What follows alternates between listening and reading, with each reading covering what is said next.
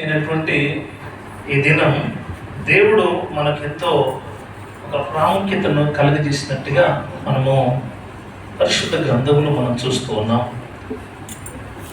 మరొకసారి మీ అందరికీ హృదయపూర్వకమైనటువంటి కృతజ్ఞతలు తెలియజేస్తున్నాను. మరి ఈ సమయంలో ప్రాముఖ్యంగా దేవుని బిడ్డలమైన మనమందరం కూడా యేసయ్య మరణము వేరు, ఇతరుల మరణం వేరు. అయితే చాలామంది మరణిస్తే అది దుఃఖము, వేదన, బాధ. కానీ మన యేసయ్య చనిపోవడం ద్వారా శుభ శుక్రవారం, అంటే మంచి శుక్రవారం. ఏమన్నా చనిపోతే మంచిది అని అనగలిగినటువంటి వాళ్ళు ఎవరైనా ఉన్నారా? అమ్మా, ఎవరైనా చనిపోతే మంచి ఈ దినము, ఈ మంచి సమయం అని ఎవరైనా చెప్పగలగారా? ఈ లోకములు ఎవ్వరు కూడా చెప్పలేరు. కానీ దేవుడు బిడ్డలారా, మన యేసయ్య చనిపోవడం ద్వారా ఎదుగో లోకమంతటికి ఒక శుభ శుక్రవారం, అనగా గుడ్ ఫ్రైడే, మంచి రోజు. ఇది దేవునికి స్తోత్రం. హల్లెలూయా, హల్లెలూయా, హల్లెలూయా, హల్లెలూయా. ఇది ఏ దినం? మనకు మంచి దినం. దేవుని సన్నిధానంలో ఈ మంచి దినం ఎందుకు మంచి దినం? ఇప్పుడు సిలువలో పలికినటువంటి 7 మాటలు ధ్యానం కంటే ముందు ఆయన ఏ విధంగా శ్రమ పడ్డాడో, ఎలా శ్రమ పడ్డాడో, ఆయన వేదన ఏంటిదో ఒక్కసారి మీకు క్లుప్తంగా ఆ పరిచయము వాక్కులను మీకు తెలియచేయాలని నేను ఆశ కలిగి ఉన్నాను. రండి, దేవుని బిడ్డలారా, 4 సువార్తలలో ఒకటే పదముగా మాట్లాడినటువంటి పదాలు మనకు చూపబడుతున్నాయి. ఆయన మరణ ధ్యానముల గురించి మనము ధ్యానం చేయడానికి ముందు మత్తయి సువార్త 26వ అధ్యాయం 27వ అధ్యాయంలో ఆయన చాలా వేదన, బాధపడినటువంటి ఆ బాధను మనం చూడగలుగుతాం. ఆ తర్వాత మార్కు సువార్త మరి దేవుని బిడ్డలారా 14-15 వచనాల వరకు మనం చూస్తే అక్కడ కూడా ఆ వేదన, బాధ పడ్డట్టుగా మనము పరిశుద్ధ గ్రంథంలో మనం చూడగలుగుతాం. ఆ తరువాత లూకా సువార్త మరి 22వ అధ్యాయము 23వ అధ్యాయంలో అదే పదాన్ని మనం చూడగలుగుతాం. ఆయన వేదన, ఆయన బాధ, ఆయన మరి ఇతరులు అధికారులు, చాలా భయంకరమైనటువంటి బంట్రౌతులు, అధికారులు, పెద్దలు, కయోప, వారందరూ కూడా అక్కడ కనబడతారు. ఆ తర్వాత యోహాను సువార్తలు కూడా దేవుని యొక్క వాక్యంలో 18-19 వచనాలు, 19వ అధ్యాయం 2వ అధ్యాయంలో ఆయన మరణముల గురించి చాలా వివరాత్మకంగా ఆయన తెలియజేస్తున్నాడు. దేవుని బిడ్డ, ఇప్పుడు మనము పరిశుద్ధ గ్రంథంలో ఒక మాట మనం చదువుకుందాం. చూడండి, 26వ అధ్యాయంలో మత్తయి సువార్త 26వ అధ్యాయము అక్కడ మనం చూసినట్లయితే చూడండి, మొదటి వచనంలో మనము చూసినట్లయితే అక్కడ ఒక పస్కా పండుగను గురించి ఆలోచన చేసి ఒక సిద్ధపాటు కొరకు అక్కడ ఏర్పాటు చేస్తూ ఉన్నారు. చూడండి, 26వ అధ్యాయం మొదటి వచనం నుండి చదివితే అక్కడ మనము ధ్యానం చేసుకున్నాం. చూడండి, యేసు ఈ మాటలన్నీ చెప్పి చాలించిన తర్వాత జరిగినదేమనగా ఆయన శిష్యులను చూచి 2 దినములైన పిమ్మట పస్కా పండుగ వచ్చుననియు అప్పుడు మనిషి కుమారుడు సిలువ వేయుటకై అప్పగింపబడననియు మీకు తెలియనని చెప్పిన. అక్కడ ఆగుదాం. దేవుని బిడ్డలారా, యేసుక్రీస్తు ప్రభు శిష్యులను పిలిచాడు. శిష్యులను పిలిచి ఇంకా 2 రోజుల తర్వాత ఆ పస్కా పండుగ రాబోతుంది. ఆ పస్కా పండుగ రావడానికి ముందు ఇదిగో సిద్ధపాటు కొరకు ఆయన చెబుతున్నటువంటి మాటలు ఇక్కడ మనం చూస్తున్నాం. ఈ పస్కా పండుగ యేసయ్యను అప్పగించే దినం. ఆయనను అప్పగించడానికి సిద్ధపడుతున్నటువంటి వాళ్ళుగా ఉన్నారు. అక్కడ చాలా సందర్భంలో అక్కడ సిలువ వేయబడడానికి అక్కడ కొంతమంది ఏం చేసినారంటే అక్కడ చాలా మాయోప మాటల చేత ప్రధాన యాజకులు, పెద్దలు, కయాప ప్రధాన యాజకులు మరి మందిరంలోకి వచ్చినప్పుడు యేసయ్యను పట్టుకోవడానికి వారు దేవుని మందిరంలో ఆయన బోధిస్తుండగా ఆయన పట్టుకోవడానికి కయాప ప్రధాన యాజకులు, పెద్దలు వాళ్ళందరూ కూడా అధికారులు యేసయ్యను పట్టుకోవడానికి వచ్చారు. అయితే ఎక్కడ చూసినా దేవుని మందిరంలో ఆయన బోధిస్తున్నప్పుడు అక్కడ చాలా మంది విరివిగా కిక్కిరిసిపోయే మంది కనబడుతున్నారు. అయితే పస్కా పండుగ దినమున యేసయ్యను పట్టుకోవడానికి వాళ్ళకి ఛాన్స్ లేదు. కానీ యేసు ప్రభు చెప్తున్నాడు, పస్కా పండుగ రాబోతుంది, ఆ పండుగ దినమున ఎదిగో నేను సిలువ వేయబడడానికి నేను వెళుతున్నాను.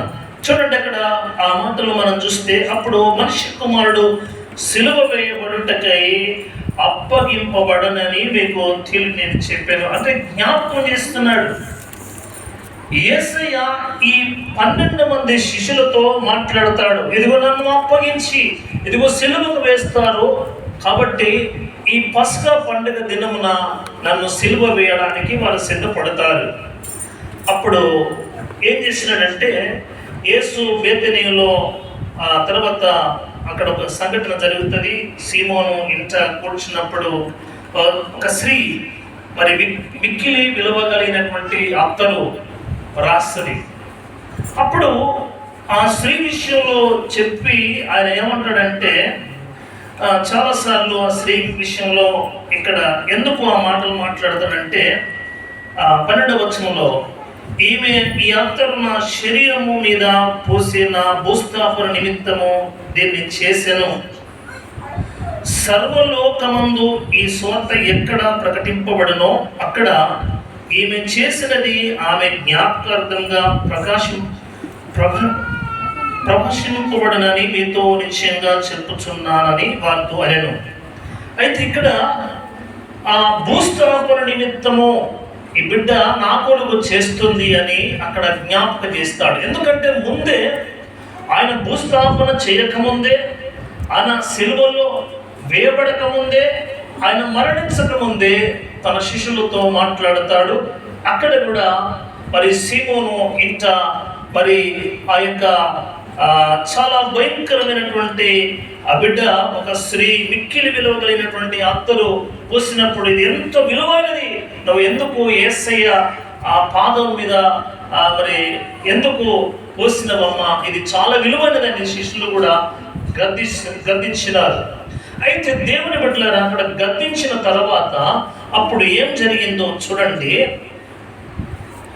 14వ వచనంలో, అప్పుడు 12 మందిలోనొకడు ఇస్కరియోతు యూదా ప్రధాన యాజకుల దగ్గరికి వెళ్ళి, నేను ఆయనకు మీకు అప్పగించినడలా నాకేమి ఇత్తురని వారిని అడిగాను. అందుకు వారు 30 వెండి నాణ్యములు తూచి వానికి ఇచ్చిరి.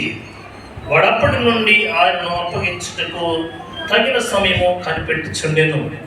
దేవుని బిడ్డలారా, 12 మంది శిష్యులకు అక్కడ తెలుసు యేసు ప్రభువును ఎదుగు అప్పగింపబడుతుంది, సిలువకు వేయబడతాడు, ఆయన చనిపోతాడు.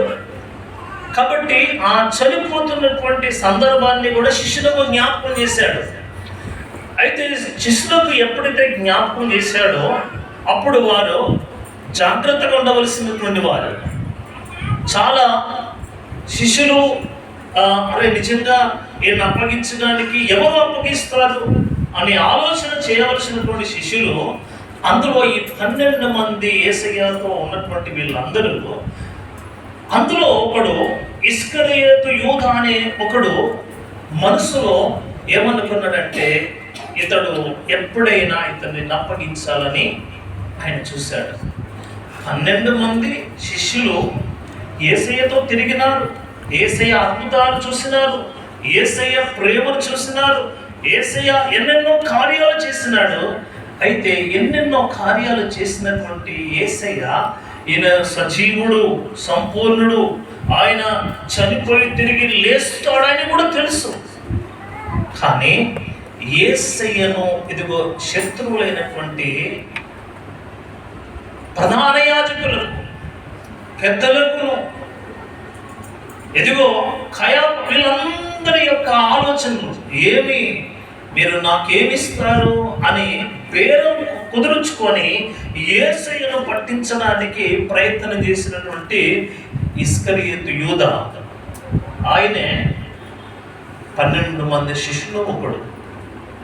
ఈరోజు దేవుని బిడ్డ యేసయ్యతో తిరిగి, యేసయ్యతో నడిచి, యేసయ్య ఎక్కడ అయినా అద్భుత కార్యాలు చూసి, అనేకమైనటువంటి గొప్ప కార్యాలు చూసినటువంటి వాడు ఈరోజు యేసయ్యను అప్పగించడానికి కారణం ఏంటి?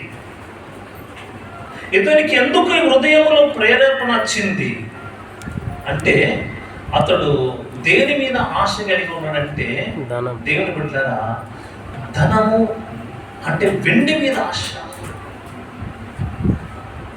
ఒక ఆశ, అందరికీ లేనటువంటి, 12 మందికి లేనటువంటి ఆశ అతనికి ఉంది. మరి అతడు ఎంత చక్కగా ఈ సంచి, జోల సంచి కూడా అతనికి ఇవ్వబడ్డది. ఎందుకంటే ఆ శిష్యు ఇస్కరియోతు యూదా, అతడు చాలా డబ్బు సంచి అంతా కూడా ఆయన దగ్గరనే ఉండేది. అంటే ఆయనకు అప్పగించినాడు. కానీ దేవుని బిడ్డలు ఇక్కడ మనం చూస్తున్నాం, ఎంత భయంకరంగా ఆయన అప్పగించడానికి సిద్ధపడ్డాడంటే, చూడండి అక్కడ కింది వచనంలో చాలా శ్రేష్టమైన మాటలు ఇక్కడ ఉన్నాయి. 18వ వచనం చూడండి.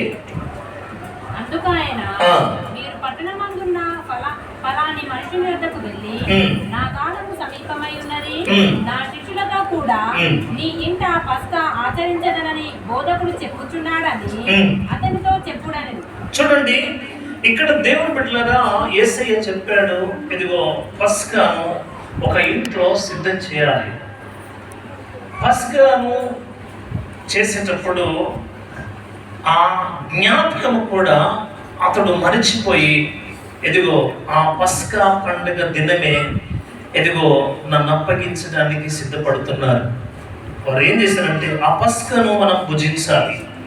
అప్పుడు 26వ వచనంలో ఆయన ఏమంటాడంటే, అప్పుడు కింది వచనంలో మనం చూస్తే ఇంకా భోజనము చేయుచుండగా యేసు ఒక రొట్టెను పట్టుకొని దాన్ని ఆశీర్వదించి విరిచి తన శిష్యులకిచ్చి, మీరు తీసుకొని తినుడి, ఇది నా శరీరం అని చెప్పాను. చూడండి, దేవుని బిడ్డలారా, ఇక్కడ మనం చూస్తున్నాం, ఇది ఎవరి గురించి మాట్లాడుతున్నాడు?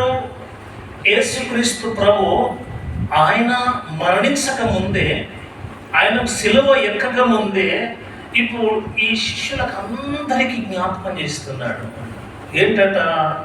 అక్కడ అన్నాడు, వారు భోజనము చేయించుండగా యేసు ఒక రొట్టెను పట్టుకొని దాన్ని ఆశీర్వదించి విరిచి తన శిష్యులకు ఇచ్చి, మీరు తీసుకొని తినుడి, ఇది నా శరీరం అని చెప్పాడు. అంటే దీని అర్థం ఏంటిది?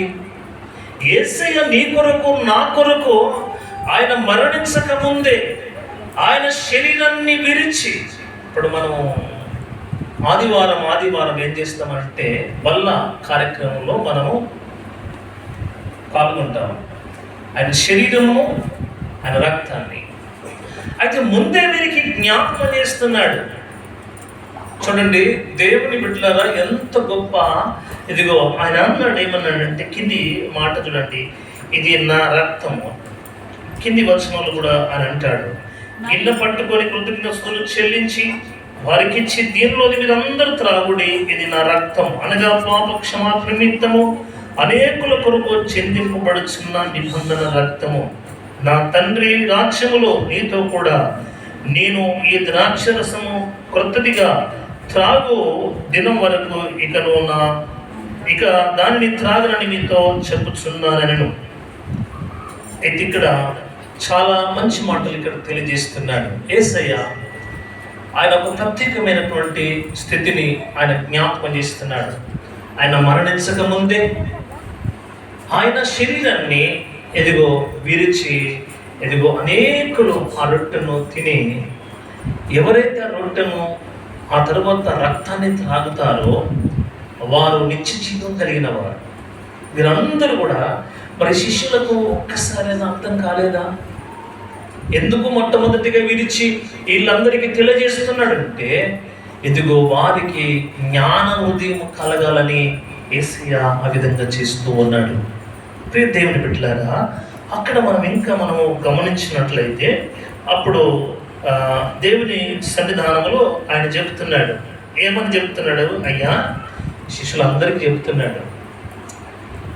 ఆయన ఆ పస్కా పండుగ దినమున రొట్టె విరిచి ఆయన చెప్తున్నటువంటి మాటలు 31 వచనం చూడండి. అప్పుడు యేసు వారిని చూచి, రాత్రి మీరందరూ నా విషయము అభ్యంతరపడగలను.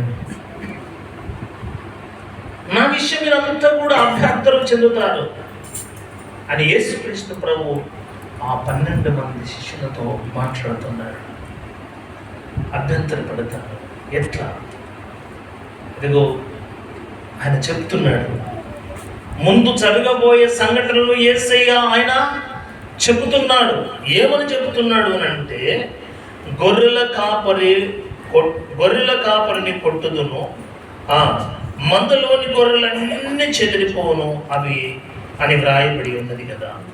ఈరోజు దేవుని బిడ్డ, గొర్రె అంటే కాపరిని కొడితే గొర్రెలన్నీ ఏమైపోతాయి? అన్నీ చెదిరిపోతాయి. అసలు కాపరి ఎవరు? గొర్రెలు ఎవరు? కాపరి యేసు ప్రభు, గొర్రెలు అక్కడ ఉన్న వాళ్ళందరూ అలాగనే చెదిరిపోతారు. అసలు కొట్టబడడం అంటే ఏంటిది? రోజు దినము ఇలా చాలా విషయాలు జ్ఞాపకం చేశాడు. రాత్రి వేళ జరుగుతున్నటువంటి ఆ మాటలను బట్టి శిష్యులందరితో మాట్లాడుతున్నప్పుడు పేతురు అంటాడు, ఏమంటాడంటే 33వ వచనంలో అంటాడు పేతురు, అందుకు పేతురు, నీ విషయమై అందరూ అభ్యంతరపడినను నేను ఎప్పుడునూ అభ్యంతరపడినని ఆయనతో చెప్పినాను.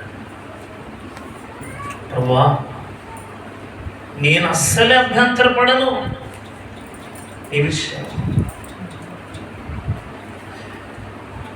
ఇస్కరియోతు యూదా యేసయ్యను పట్టించడానికి ఎన్నో నానా ప్రయత్నాలు చేస్తున్నాడు.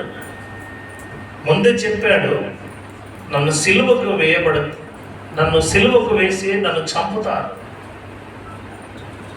ఆ విషయంలో ఆయన చెప్పాడు, శిష్యులతో మాట్లాడుతున్నాడు, నాకు ఒక పస్కా పండుగను సిద్ధం చేయండి ఒక ఇంట్లో అని చెప్పాడు. ఆ ఇంట్లోకి వచ్చిన తర్వాత ఆ ఇంట్లో వారందరికీ బోధిస్తున్నాడు, నన్ను అప్పగించడానికి ఇంకా సమయం లేదు, రొట్టెని విరిచి ఆ రక్తాన్ని త్రాగి ఎవరైతే నా రక్తాన్ని నా శరీరాన్ని త్రాగుతారో వారు నిత్య జీవం కలిగిన వారు. అయితే మీలో కొంతమంది ఉన్నారు అనేసరికి పేతురుకు తడలి పుట్టాడు. ప్రభు, నీ విషయం నేనేమాత్రం కూడా అభ్యంతరం చెప్పనయ్యా. అవునా పేతురు? అప్పుడు అంటున్నాడు, ఏమన్నాడు చూడండి, 35వ వచనంలో అంటాడు, 34-35 వచనంలో, యేసు అతన్ని చూచి, ఈ రాత్రి కోడి కోయక మునుపు నీవు నన్ను ఎరగమని ముమ్మారు చెప్పేదని నీతో నిశ్చయంగా చెప్పుచున్నాను.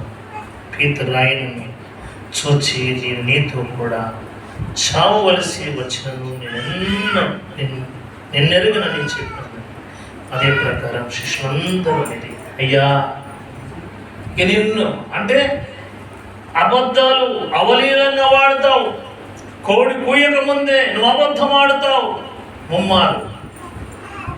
అయ్యా నేను ఆడని ఖండితంగా చెప్పిన శిష్యులందరూ ఆయనతో ఏకీభవించారు. ఈరోజు దేవుని బిడ్డ, మనం కూడా చాలాసార్లు యేసయ్యను అప్పగించడానికి రెడీగా ఉన్నాడు. ఆయన ఒక వేదనకరమైన స్థితిలో, బాధలో ఆయన ఉన్నాడు. ఆ వేదన, ఆ బాధ ఎవరికి చెప్పుకోలేని స్థితిలో ఆయన ఉన్నాడు. ఆ తర్వాత ఏం జరిగిందంటే చూడండి, అక్కడ వాళ్ళందరూ చెబుతున్న 36వ వచనంలో అంటాడు, అంతటా యేసు వారితో కూడా గెత్సేమనే అనబడిన చోటికి వచ్చి, నేను అక్కడికి వెళ్ళి ప్రార్థన చేసి వచ్చే వరకు మీరిక్కడ కూర్చుండుడని శిష్యులతో చెప్పి, పేతురును జెబెదయి ఇద్దరు కుమారులను వెంటబెట్టుకొని పోయి దుఃఖపడుటకును చింతాక్రాంతుడగుటకును మొదలు పెట్టెను. అప్పుడు యేసు, మరణమగునంతగా నా ప్రాణము బహు దుఃఖములో మునిగి ఉన్నది, మీరు ఇక్కడ నిలిచి నాతో కూడా మెలకువగా నుండుడని వారితో చెప్పి. చూడండి దేవుని బిడ్డలారా, ఈ శిష్యులకు ఒకటి జ్ఞానోదయం ఇంకా కలిగి వారి హృదయంలో ఒక ఆశను పుట్టించడానికి దేవుడు ఎంత వేదనతో అని చెప్పుకుంటున్నాడు శిష్యులతో. ఆయన గెత్సేమనే అనే అనబడినటువంటి తోటకు వెళ్ళి ఆయన ప్రార్థన, తండ్రితో ప్రార్థన చేస్తున్నాడు తండ్రికి. అది చాలా వేదనకరమైన స్థితి. బాధ ఉంది, వేదన ఉంది. ఇంత వేదనకరమైనటువంటి స్థితిలో ఉన్నప్పటికీ శిష్యులు, ఇదిగో మీరు ఇక్కడనే ఉండండి, నేను వెళ్ళి నా తండ్రికి ప్రార్థన చేస్తాను. ఇదిగో నాకు మరణంత వరకు నాకు వేదన ఉన్నది, బాధ ఉన్నది, మీరు మెలుకు ఉండి ప్రార్థన చేయండి అంటే, మళ్ళీ యేసయ్య వచ్చి చూసేసరికి వారు ఏం చేసినారు? పడుకొని ఉన్నారు. రెండోసారి వచ్చి చూసినప్పుడు ఇద్దరు, మూడోసారి వచ్చేసరికి ఆయన కష్టపడలేదు. మీ కళ్ళు చాలా ఎలా ఉన్నాయి? నిద్ర మత్తు. మీరు బాగా గాఢ నిద్రలో ఉన్నారు. మీరు పడుకోండి అని చెప్తున్నారు యేసయ్య. నిజంగా దేవుడు బిడ్డలారా, ఈరోజు మనం ప్రార్థన చేయమని కోరితే మనం అందరం కూడా యేసయ్య ఎంత బాధలుండి చెప్పినప్పుడు కూడా వారు గ్రహించలేని స్థితిలో ఉన్నారన్నమాట.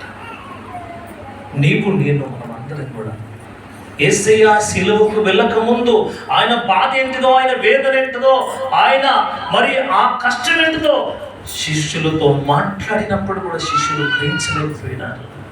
ఈరోజు నీవు నేను మనం అందరం కూడా యేసయ్యను అస్సలు తెలుసుకోలేకపోతున్నాం. యేసయ్యను ఇంకా మనం గ్రహించలేకపోతున్నాం. ఇంత వేదనకరమైన పరిస్థితిలో ఉన్నప్పటికీ ఆయన బహు దుఃఖముతో ఉన్నట్టుగా మనం పరిశుద్ధ గ్రంథములు మనం చూస్తున్నాం. చూడండి 38వ వచనంలో, అప్పుడు యేసు, మరణమగునంతగా నా ప్రాణము బహు దుఃఖముతో మునిగి ఉన్నది, మీరు ఇక్కడ నిలిచి నాతో కూడా మెలుకుగా ఉండడని వారితో చెప్పి కొంత దూరం వెళ్ళి సాగిలపడి, నా తండ్రి సాధ్యమైతే గిన్నె నా ఎద్దు నుండి తొలగిపో, అయినను నా ఇష్ట ప్రకారం కాదు నీ చిత్త ప్రకారమే అన్నాడు. దేవుని బిడ్డ, మనం మన చిత్త ప్రకారం మనం చేసుకుంటున్నాం, కానీ దైవ చిత్తానుసారంగా మనం చేయలేకపోతున్నాం. యేసయ్య అంత వేదనకరమైన పరిస్థితులు ఉన్నా కూడా శిష్యులు మెలుకుగా ఉండి ప్రార్థన చేయలేకపోయినారు. అలాగనే మనము కూడా అనేక సందర్భాల్లో ఇంత వేదన, ఇంత బాధ, మరణమగునంతగా దుఃఖముతో వేదనతో బాధపడుతున్న ఆ బాధ ఎవరికి చెప్పుకున్నాడంటే ఆయన శిష్యులతో చెప్పుకున్నాడు, కానీ వారు గ్రహించలేదు. ఈరోజు దేవుని బిడ్డలారా, ఇంకెవరు గ్రహించగలరు? ఎవరు ఆయనను అర్థం చేసుకోగలరు? ఎవరు ఆయనను నిజంగా అర్థం చేసుకునే శిష్యులు ఎవరున్నారు? ప్రజలు ఎవరున్నారు? ఇటు పోతే ప్రధాన యాజకులు, కయాప, ప్రజలు, పెద్దలు, శాస్త్రులు, వీళ్ళంతా కూడా వ్యతిరేకంగా ఉన్నారే. అయ్యో నా శిష్యులు నన్ను అర్థం చేసుకుంటారేమో అని శిష్యులతో కూడా మాట్లాడుతూ వాళ్ళు చెప్పిన కూడా వాళ్ళు అర్థం చేసుకునే పరిస్థితుల్లో ఉన్నారు. నేడు క్రైస్తవులు కూడా అర్థం చేసుకునే స్థితిలో ఈనాడు లేరు.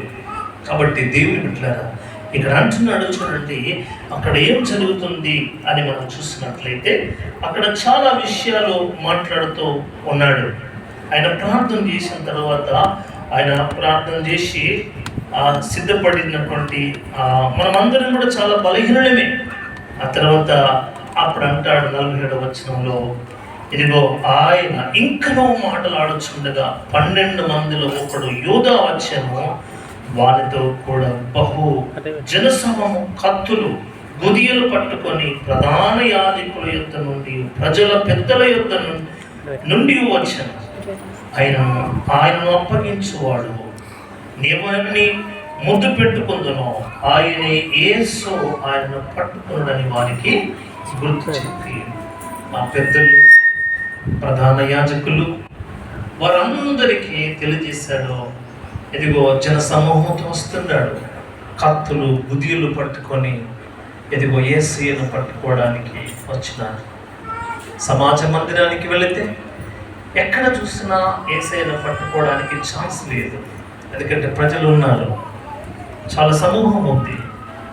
అయితే ఇక్కడ యేసయ్యను పట్టుకోవడానికి ఎవరు అప్పగించడానికి ఎవరు చెప్పినారంటే, మొట్టమొదటిగా 12 మంది శిష్యుల్లో ఒకడు ఇస్కరియోతు యూదా ఒక ఆలోచన వచ్చింది. ఏం ఆలోచన వచ్చిందనంటే యేసయ్యను అప్పగించాలి. ఏంటంటే అతడు ఏం తీసుకున్నాడు, ప్రధాన యాజకుల దగ్గర 30 వెండి నాణ్యాలకు బేరం కుదుర్చుకున్నాడు. కాబట్టి యేసయ్యను అప్పగించడానికి తెగించినాడు. ఈరోజు అనేక మంది డబ్బు కొరకు ఏదైనా ప్రాణం తెగించి ఇదిగో చంపివేయడానికి సిద్ధపడుతున్నారు. దేవుని బిడ్డలమైనటువంటి మనం అందరం కూడా దేవుని సముఖంలో సత్యాన్ని అనుసరించడానికి ఎవరు పూనుకొనడం లేదు, ఆయన మాట వినడం లేదు, ఆయన మాటకు లోబడడం లేదు. కాబట్టి ఇక్కడ చూడండి, అంత వేదన పడినటువంటి ఆయనను ఇది ఇంత చెప్పినా మరి ఈ మాటకు యేసయ్యకు తెలుసు, ఇతడు నన్ను అప్పగిస్తాడు, ఇతడే. కానీ ఆయనకు తెలుసు, కానీ అందరికీ చెప్పలేదు. అప్పుడు చేతులు కడుగుతున్నప్పుడు ఇందులో ఎవరు నన్ను అప్పగించడానికి సిద్ధంగా ఉన్నారు ఇందులో అని అంటే ఎవరని వాళ్ళు అనుకుంటున్నారు. నేనా అంటే ఇస్కరియోతును చూసి నువ్వే రావాలి, ముఖం కిందకి వేసుకున్నా. సమయం వచ్చింది, నీ పని జరగనియాలి. సమయం లేదు, చేయవలసింది చెయ్యి. ఇప్పుడు ఆయన వెంట తిరుగుతున్నాడు, ఎక్కడ పట్టియాలి. ఇప్పుడు ఎవరికి తెలుస్తుంది? ఇప్పుడు ఉదాహరణ, ఒక మంత్రి పిఏ ఆయన ఎక్కడికి వెళ్తున్నాడు, ఏ పని చేస్తున్నాడు, ఏ ప్రాంతానికి వెళ్తున్నాడు ఎవరికి తెలుసు అంటే పిఏకి తెలుసు. మరి పలాని చోటకి వస్తున్నాడని ఎవరు చెప్పగలగాలి? పిఏనే చెప్పాలి. అలా దగ్గరికి వస్తున్నాడు, ఇగో అక్కడ మీరు అందుకోండి, అక్కడ మీరు పట్టేయండి. అప్పుడు వెంటనే అలాగనే ఇస్కరియోతు యూదా ఇదిగో నేను ఉన్నారు, అక్కడ శిష్యులు ఉన్నారు, అక్కడ ఉన్నారు. కాబట్టి ఈ జనసమూహం అంతా కూడా పరిగెత్తుకొని చాలా సమూహంతో బెటాలియన్తో వచ్చినారు. కత్తులు ఉన్నాయి, ఇటు గుదియలు ఉన్నాయి. అక్కడ చాలా భయంకరమైన, నేను ఎవరినైతే ముద్దు పెట్టుకుంటాను ఆయన యేసు ప్రభువని ఒక గుర్తు పెట్టి ఇలా చెప్పి వెళ్ళిపోయినాడు. పెట్టిన దేవుని బిడ్డలారా, అక్కడ జరిగిన సంగతి ఎంతో ఇంకా మనం చదువుకుంటే ఇంకా చదవండి అక్కడ ఏమన్నాడు అంటే 49వ వచనంలో అంటాడు, వెంటనే యేసు నొద్దకు వచ్చి బోధకుడా నీకు శుభమని చెప్పి ఆయన ముద్దు పెట్టుకునేను. యేసు చెలికాడా నీవు చేయవచ్చినది చేయమని అతనితో చెప్పగా వారి దగ్గరకు వచ్చి ఆయన మీద పడి ఆయన పట్టుకొనిరి. ఇదిగో యేసుతో కూడా ఉన్నవారిలో ఒకడు చేయి కత్తి దూసి ప్రధాన యాజకుని దాసుని కొట్టి వాని చెవి తెగ నరికాను. యేసు నిజంగా అంటాడు, బిడ్డ కత్తి చేత పట్టినవాడు కత్తి చేతనే పోవాలి. నాకు అవసరం లేదు ఈ కుదియులు కత్తులు అవసరం లేదు నాకు.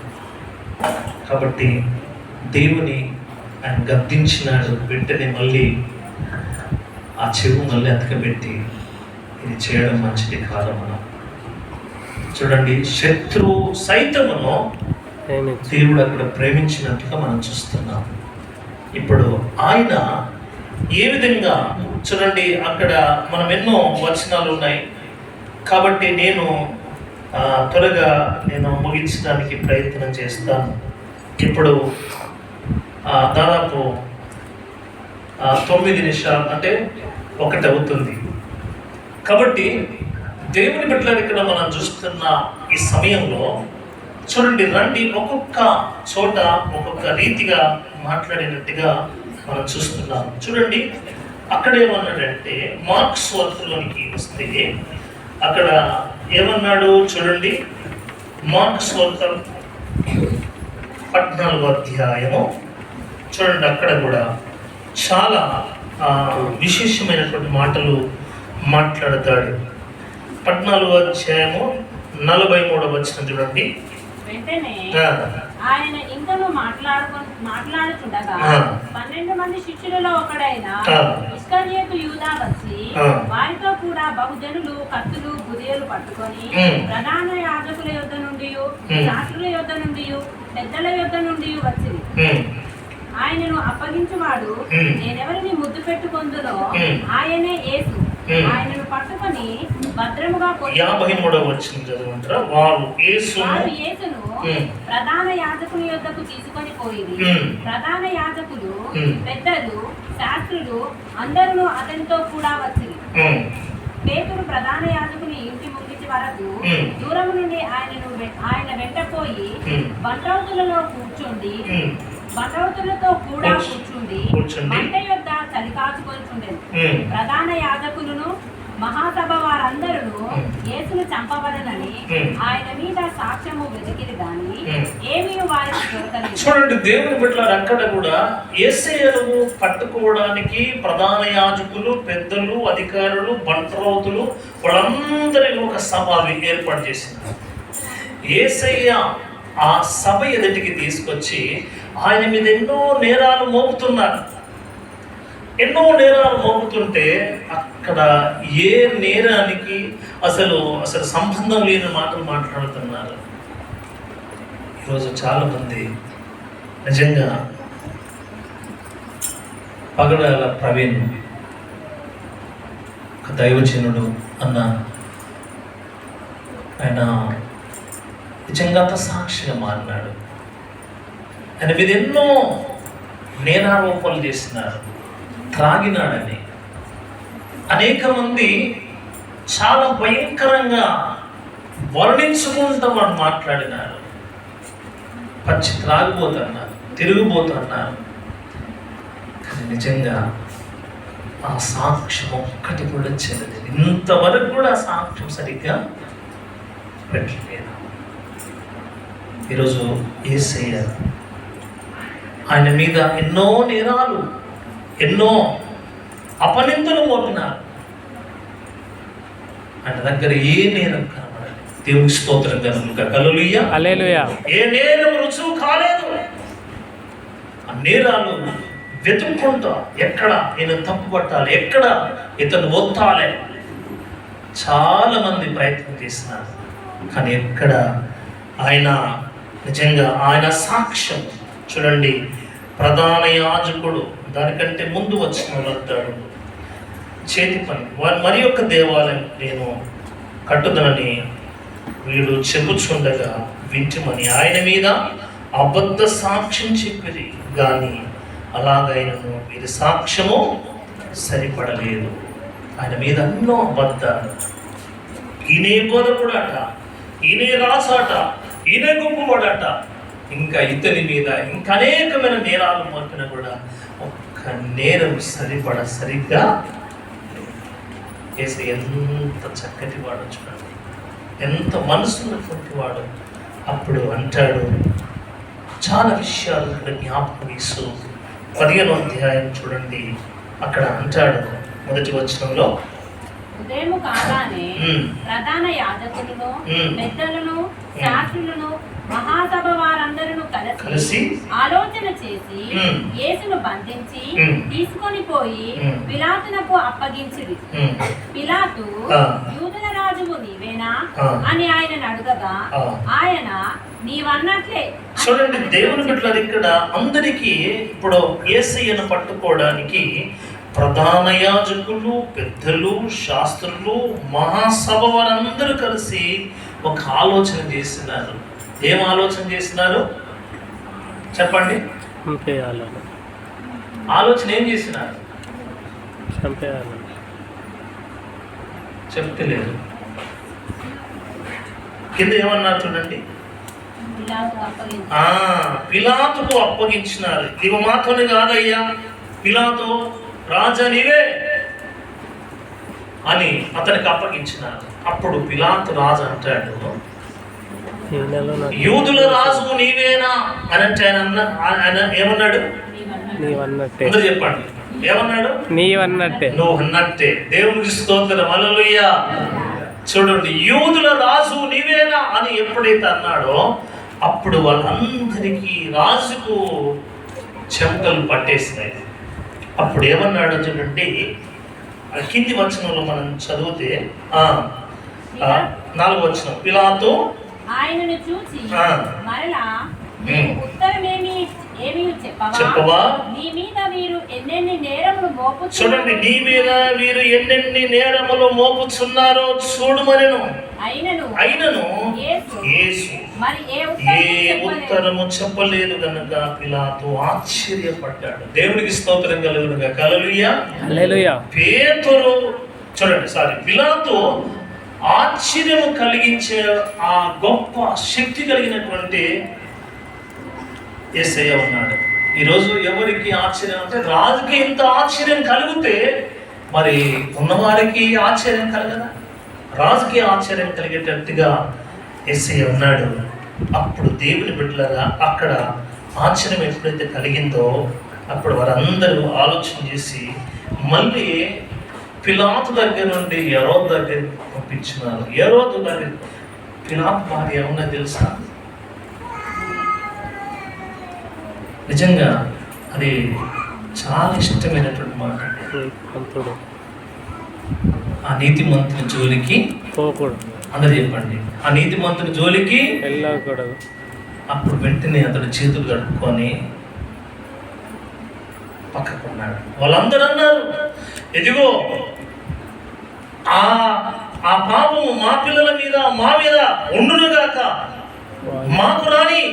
కానీ ఇదిగో యేసయ్య, ఇదిగో ఏ తప్పు చేయనటువంటి యేసయ్య, ఏ నేరం చేయని యేసయ్య, ఆయన ఇదిగో సిలువ వేయబడాలి.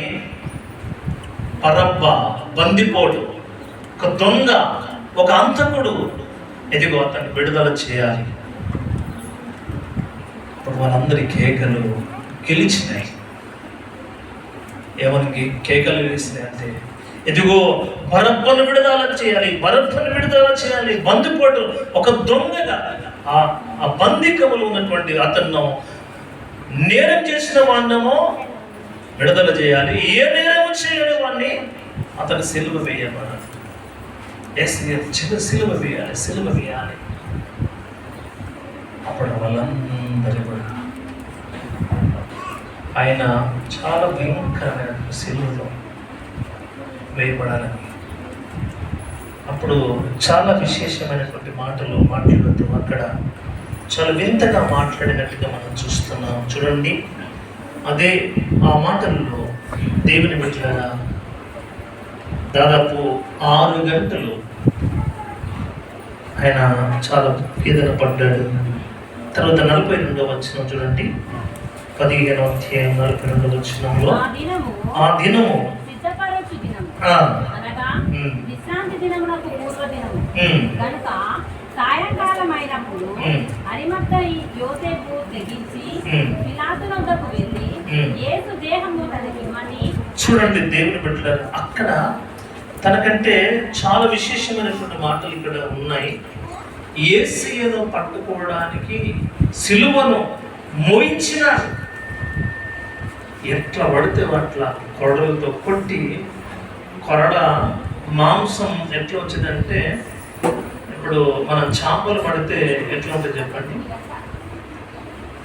అది ఒక అంటర్తో కొడితే ఆ మాంసం అంతా కూడా ఇట్లా అవి లోపలికి వచ్చి మాంసం అంతా కూడా ఇట్లా తీసుకొచ్చేదన్నమాట.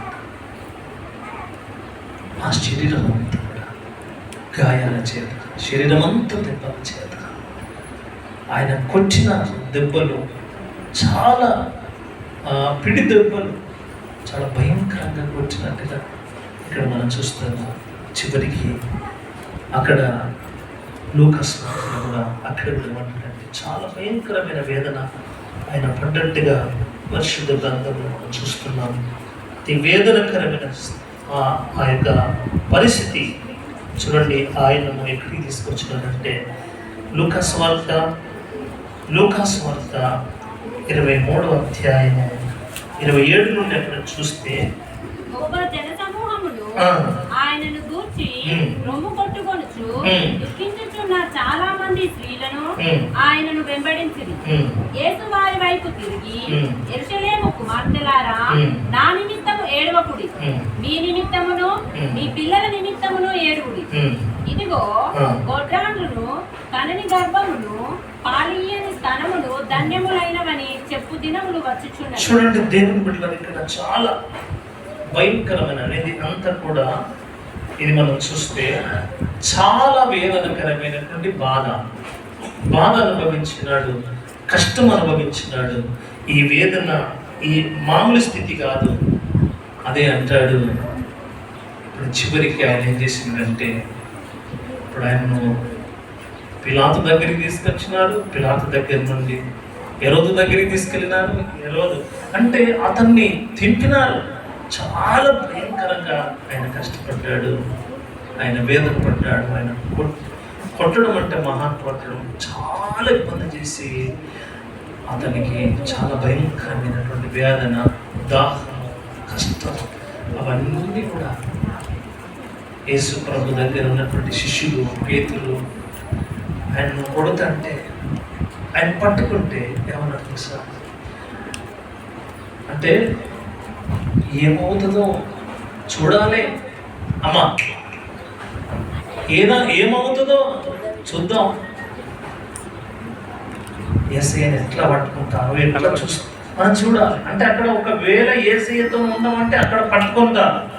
కాబట్టి ఈయన ఏం చేసినట్టు భయపడి అబద్ధం ఆడి అంటారు, నువ్వు యేసయ్య దగ్గర ఉన్నావు కదా, నువ్వు యేసయ్యతో, అప్పుడు యేసయ్య దగ్గర ఉన్నటువంటి వాడు పేతురు అని తెలిస్తే అతను కొట్టి చంపుతారేమో.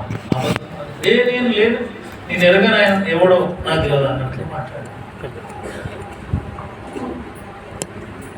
ఈరోజు చాలా మంది యేసయ్య ఎవరో, యేసయ్య గురించి తెలుసు, యేసయ్య ఎవరో నాకు తెలియదని బాపది వాళ్ళు ఈరోజు నేరు సంఘాల్లో క్రైస్తవులుగా మాట్లాడు.